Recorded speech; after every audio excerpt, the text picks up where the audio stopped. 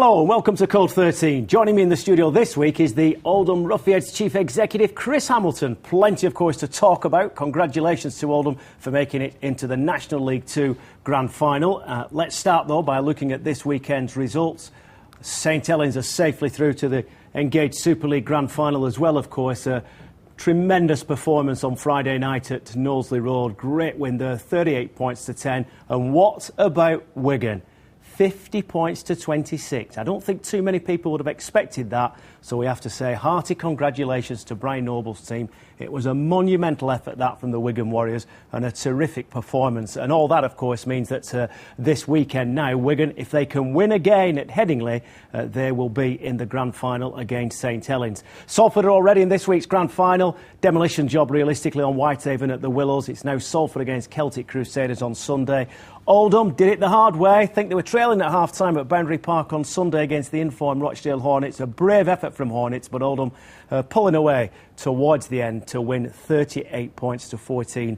Oldham will now face Doncaster this Sunday at the Halliwell Jones, and I'm sure our guest this evening, Chris Hammelton, is delighted to hear that news. Wasn't easy, though, was it, on Sunday? We'll hear from both coaches, by the way, the coach of Hornets and your very own Steve Deacon in just a few moments' time, but well done.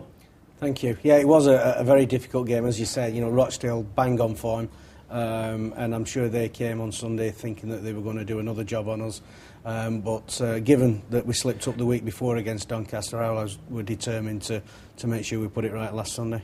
Given that I was at Boundary Park with you for the week before, for the game against Doncaster, and you were definitely nervous then. How were you nervous this time? Because there was no second chance this time round, Chris. No, that's right. I mean, at least, you know, I had the comfort, allegedly, of knowing the week before that we had a second chance. But obviously, you know, this week there was no second chances. But the build-up, you know, sometimes you can get a flavour of what's going to happen from the build-up to a game. And you know, our lads definitely were switched on and determined. And whilst obviously there's still some doubt, you know, until they're actually out on the park, you know, they did a good job. Well, congratulations. We have to say commiserations to Rochdale Hornets as well, but they've had a fantastic end of season, did so well to get so far, I think, sprung a few surprises along the way. Now, the week prior to you beating Rochdale Hornets at Boundary Park, you lost there against Doncaster. It's going to be very tight on Sunday. It is. You know, they've got obviously the impressive and legendary Ellery Hanley coaching them. And everything that Ellery was famous for in his playing career, he's now transferred to that Doncaster side. You know, they're very well disciplined. They play the percentage game. They don't make many mistakes. But obviously, we know about them. We've played them twice in the league. We played them in that playoff qualifying semi-final. And obviously, we've got a chance now to put right where we went wrong 2 weeks ago. And we know exactly what we've got to do. Is it the third Grand Final in fairly recent seasons for Oldham? It is. Third time lucky, hopefully, Chris. Yeah, that's exactly what I was going to say, yeah. And we have actually changed a few things around this time in the build-up. You know, not that we're superstitious at all, but... but we are, really. Yeah. Things that haven't worked for us on the last two occasions, we're doing slightly differently this time. So not that we're paranoid, but we're hoping that, you know, we can, like I say, fine-tune a couple of things, obviously, having already lost in 2001 and last year, 2007. So hopefully, as you say, it will be third time lucky. Thanks for the time being. Now, let's move on and just reflect on that performance of Oldham last weekend at Boundary Park. A win, of course, for the Roughyeds against the Hornets. And after the game, we caught up with the coaches of both teams. I thought that the result was a byproduct of the performance. You know, we played a team that, in most people's opinions, myself included, were probably the form team of the competition for the last 7 or 8 rounds of the league, and came into today's game the hard way, having to beat York at York and then Keighley at Keighley. So we knew that we were going to progress to next week's Grand Final.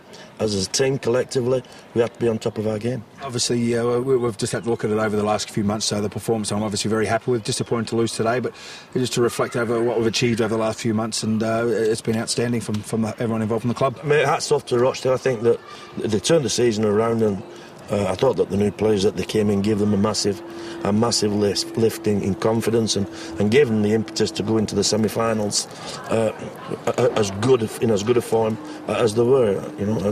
And again, just to sort of say that to get a 38-14 win against that team, you've got to be really on top of your game, and I take my hats off to our boys too. You've got some big name players and good experience in key positions, so I wish them all the best. And it's going to be a cracking game next weekend, definitely.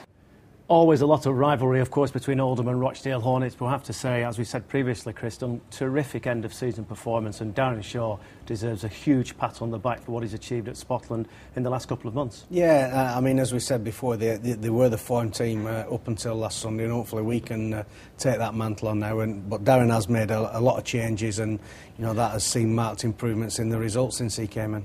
Now, promise me one thing: we can get if Oldham win on Sunday at the Halliwell Jones. Promise me that we'll get a smile from your coach, Steve Deacon, because he's not prone to too much smiling, is he? Well, to be honest, Jack, as long as we win on Sunday, I don't care what he does. But the main thing is, to get that win. Great for the town and the fans as well. I mean, you've had it tough. I mean, that's already been documented. There's no point raking that up. But you have had it tough. Not quite as bad. In fact, it's been a lot better in the last couple of seasons. But you've had it tough, so it's some reward at long last, and at least. Hopefully it'll be some reward. Having tasted defeat in a grand final twice, and last year's still being very fresh in my mind, we don't want to go through that again. So it will be some reward if we get that result on Sunday.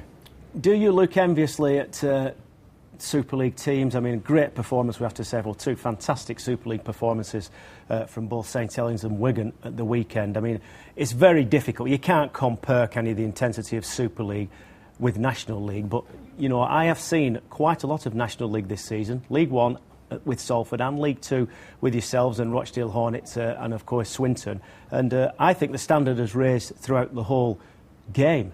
Definitely. I mean, you're talking about two great teams there in Wigan and St Helens, and certainly for my money, St Helens are going to take some stopping now not to win that grand final. But we do look enviously at teams like that because first and foremost, we're aspiring to be the kind of clubs that they are. They're obviously bigger than us, but yet within our own right, as you quite rightly say, National League is a great competition, whether it's one or two. I mean, probably 3 or 4 seasons ago, National League 2 was seen, as being for the dead men, as it were. But the standard of competition, as we have found out over the last 2 years, is fantastic. And you look at the way that certain teams, like we've said about Rochdale today, who got off to a bad start, but then they've turned it around. You look at what Blackpool have done. There are no mugs in that division. From a playing perspective, and I'm as equally interested in this as well, Mick Nanny is going to be playing in Super League, isn't he, for Harlequins? He's been in and around. I know he's been there before, but he's got another opportunity, surely, on the performances, perhaps not just for Oldham, but people, if you are a player, if you haven't quite made it first time around into Super League, people can sit up and take notice. Absolutely right. Mick has wanted to test himself at Super League level for a number of years. He's got that opportunity now, and I'm sure he'll do well. And also, on the opposite side on Sunday, Luke Gale, who has scored something like 27 tries in 32 games for Doncaster this season, has also been signed by Harlequins for next season. So it's fantastic, for clubs like us and for players playing at this level to see that Super League are still looking, they're still prepared to give players a shot, and if you've got anything about you as a player, you want to play at the highest level, so that's great. I think it's great for the game overall as well. Any young players then coming in can see there is realistically a route to Super League, even though you might not start off there. Yeah, quite often when we're talking to players, I mean, as I say, if a player didn't want to play at Super League level, you'd think that there would be something wrong with his ambition. But we've talked about how strong a competition National League is. But, with the fact that these guys are getting picked up now and taken to Super League, quite often a route to Super League can be quicker by playing for a National League club than it can trying to come through the ranks at two of the clubs we mentioned before, for example, like St Helens and Wigan. Do you have to take into account the players and Steve Deacon, perhaps more than your responsibility, Chris? You mentioned Ellery Hanley. There is an Ellery factor about Doncaster, the opposition. Do you take that into account? Will Steve Deacon take the Ellery factor into account this week? Well, I think he will, in so much as that Ellery factor is reflected in the way that Doncaster play. So by analysing their play and how we overcome their strengths and how we get at their weaknesses, he's automatically including the influence that Ellery Hanley has. But I think, a big point of our preparation will be about us, without being big-headed or trying to be too confident. If we turn up and play as we're capable of, we'll take some stopping, and we've got to make sure that we pay attention to all the small details from our perspective, whether that's off-the-field preparations or on-the-field preparations, to make sure that, come 1:30 on Sunday, we're absolutely tuned in. Because you played them so recently, just a couple of weeks ago, is there any significance in that? Do we need to read anything at all into that result? I mean, I thought Doncaster looked very slick, very impressive at Boundary Park a couple of weeks ago. I mean, but you got back at them and it just proved a hurdle too far in the end. I think they were winning 18-0, weren't they? You got it back to 18-16, then they pulled away again. No consolation to you this, Chris, but it was another fantastic advertisement for National League Rugby League. Yeah, I'm quite sure that any neutrals that were there, would have said exactly that. As far as reading things into Sunday's game as a result of that, the one thing that we know for a fact, and it was demonstrated on Sunday because we spoke to the lads about it and spoke to Steve Deacon about it, is that we've got to be on top of our discipline. We can't afford to be giving away silly penalties, because that was what gave Doncaster the foothold in the game and gave them the best part of that 18-point start. And although we missed a kick right on half-time to make it 18-all, again, you're always sort of asking yourself, had we used up too much petrol trying to make sure we got back in that game and therefore gave them the momentum to go on and win? But as I say, that's a key point now with regards to us. Make sure our discipline's right, concentrate on what we need to do, and hopefully the rest will take care of itself. Thanks for the time being, Chris Hammelton, the Oldham Chief Executive. More Rugby League chat, news and discussion to come. We'll be talking about recruitment and money in the game. How far down the food chain does that filter? See you in just a moment.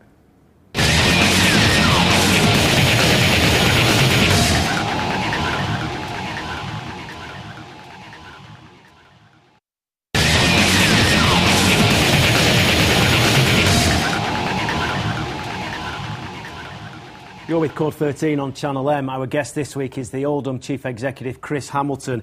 Chris, let's talk about player recruitment and, of course, money in the game. Player recruitment, first of all. Andy Ballard is joining Oldham from Salford. Very, very pacey winger who will leave the Willows, of course, and he'll be playing in the colours of Oldham next season. Yeah, a player that has got, again, potential to play Super League. We spoke about that before. Andy's had a good season at Salford, and obviously he's disappointed that he's not being retained. But, he is an exciting player. He's got that one key ingredient that a lot of us would like to have, and that's pace. Absolutely. What's life like trying to recruit players at that level? Do you have to deal with agents? Are they still around on the scene? Is it difficult? Is it easy? Or are there enough players to go around? Answer any of those questions in any order. OK. Well, yeah, first of all, I think there are enough players to go around. Enough good ones? Well, usually you don't find that out till they've signed the contract and they're playing. It's not so easy in terms of recruiting players. I'd say it probably gets difficult every year, even though you're more experienced at it. We do have to deal with agents, and probably increasingly so, which is something that is sort of another factor coming into the game now, that even players that are maybe coming out of Super League academies or whatever, who've never played a first-team game, have got agents. But, it's part and parcel of what we have to do. So you get on with it. I think the rising standards in the game as well are also sort of forcing up player wages. It certainly has not been a case that anybody's ever come and knocked on my office door and asked for a decrease. So obviously, clubs have budgets and we've got the salary cap and things like that to make sure that we stick to. So it is a balancing act, no doubt about that. Have you got to alter the structure in any way now that there's no automatic promotion and relegation? Has that altered the structure of rugby league, the fabric of the game? Well, I mean, from where we are at the moment, hopefully that's something that we'll have to deal with next year. Obviously, there's still automatic promotion between National League 2 and National League 1. So you will perhaps have a degree of clubs trying to make sure they get promoted or trying to make sure they avoid relegation, particularly with the situation with regards to Toulouse coming in from next year, who are exempt from relegation for 3 years. I think it will have an effect on teams in National League One, who obviously, as you said, there's no automatic promotion to Super League anymore. Maybe the sort of win at all costs and pay whatever you have to try and get that Super League place, hopefully will disappear now. We obviously saw virtually 12 months ago what happened when Widnes didn't make it via the grand final. So, hopefully there will be a little bit more responsibility taken within boardrooms and what have you. And obviously, the salary cap, as we said before, is a big thing that clubs need to make sure they stick to. I mean, it has altered it a little bit, though, hasn't it? In terms of, I mean, I just feel it's in our DNA of sport, particularly in this region, in the northwestern region, promotion and relegation. It's going to take some time to get used to it, isn't it? Or no automatic promotion and relegation from National League One into Super League. Yeah, I agree 100%. As you know, Jack, I've had more rows with people about promotion and relegation or lack of. More than me. Oh, I don't know. You've caused most of them and then brought me into it. Yeah, I'm a firm believer in it. I mean, I understand that Super League clubs are saying that the fact that there's no relegation allows us to grow the clubs. It allows us to blood homegrown players and give youth its chance. But like you say, we have a psyche of watching sport because of promotion and relegation, and I'm sure over the years it'll even itself out. We have been told, obviously, by the RFL that in 3 years' time, the best placed club in National League One, as long as it's met the criteria in terms of playing either in a Northern Rail Cup final or a National League One grand final, together with the other things, will succeed the worst Super League club. So there is an element of promotion and relegation there, and obviously what it's also going to do as well is help clubs to make sure that they drive their own standards up, particularly off the field as well as on it. I think am I right in saying it's just over 10 years that you first became officially involved with Oldham? How does it compare? What was life like then, and what is it like now, overall in rugby league? How has it changed? Well, I wouldn't say it's got any easier.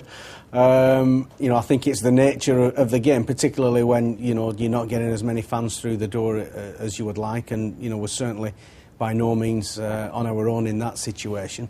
But I think as well, one of the key changes over that period of time has been the rejuvenation of the RFL in terms of its management structure and the way that operates. And that's clubs, better, isn't it? Now? Yeah, definitely it is. And there are still obviously things that clubs have gripes with, and there always will be.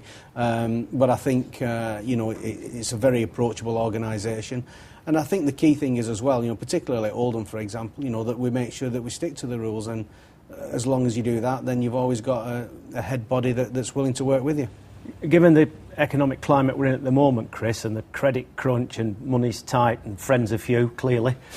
Some things never change, do they? But, is it a disappointment or a frustration that more people generally don't support rugby league? I mean, clearly you'd want more Oldham fans going through the turnstiles, particularly if you win against Doncaster this weekend, because you're upgrading, aren't you? You're going up a division. So whatever it was like last time in League Two, you can expect it to be a bit better in League One. And then, of course, you're dangling, to a certain extent, the carrot of Super League, very realistically.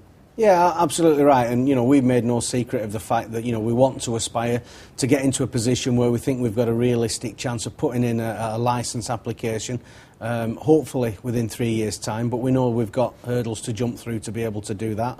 But, as you rightly say, it is difficult times at the minute, and, people haven't got as much money as they've had previously.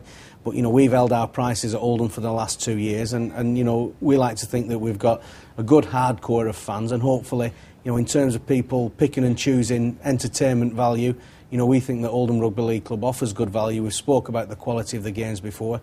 We've just completed a season prior to the playoffs, for the first time since 1989-90, where we've gone unbeaten, and I don't think anybody could complain about that. But, like everybody, we've got to be realistic. We do want to get more people through, but success, brings more people, it attracts more people, you higher profile. And one of the things that doesn't do you a lot of favours in National League 2 is the fact that there's not a lot of away support.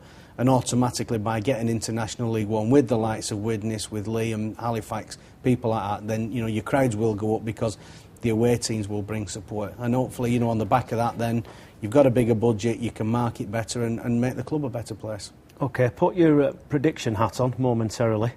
St Helens, great performance. I agree with you. They were outstanding last week. They will take some beating at Old Trafford. They're already there. Wigan go to Headingley on Friday night to take on Leeds Rhinos. That's going to be a hell of a game. Can the Warriors spring another surprise as they did in France last week? Well, I mean, as you said before, that was a fantastic result over there because the Dragons have been playing well all season, particularly at home. And I don't think anybody would have predicted that Wigan would have gone and scored 50. Probably it would have been 50-50 as to whether they would have won the game or not. So they're full of confidence Friday. Leeds have got 1 or 2 injuries and, the result last week against St Helens, may put 1 or 2 doubts in their head.